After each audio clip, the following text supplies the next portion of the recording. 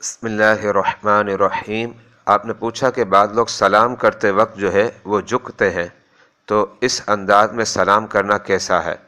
اس کا جواب یہ ہے کہ سلام کرتے وقت اتنا جھک جانا کہ جس پر رکوع کی تعریف صادق آ جائے، ایسا جھکنا جو ہے ناجائز اور مکروہ تحریمی ہے۔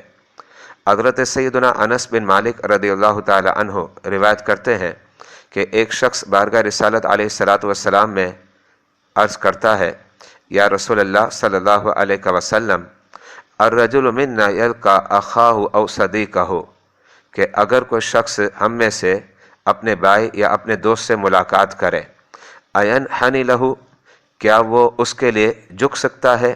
اللہ کے حبیب علیہ السلام نے ارشاد فرمایا، لا، یعنی وہ جھک نہیں سکتا۔ اسی حدیث کے تحت علماء نے فرمایا کہ سلام کرتے وقت اتنا جھکنا کہ جس پر رکوع کی تعریف صادق آ جائے، یہ ناجائز اور مکروہ تحریمی ہے۔ علامہ شامی علیہ رحمۃ الرحمن فتاوی شامی کے اندر تحریر فرماتے ہیں، انہ یکرہ الانحناء للسلطان وغیرہ، لکھتے ہیں کہ بادشاہ ہو یا اس کے علاوہ کوئی اور ہو، اس کے آگے جھکنا یہ مکروہ ہے۔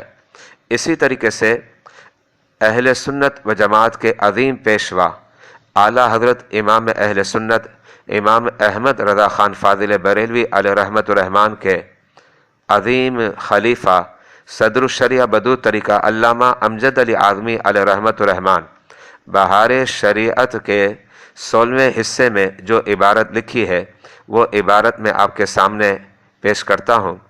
بعض لوگ سلام کرتے وقت جھک بھی جاتے ہیں، یہ جھکنا اگر حد رکوع تک ہو تو حرام ہے۔ واللہ اعلم بالصواب۔ محمد وسیم ضیائی، مرکز العلوم الاسلامیہ اکیڈمی، بادامی مسجد، مٹھادا، کراچی، پاکستان۔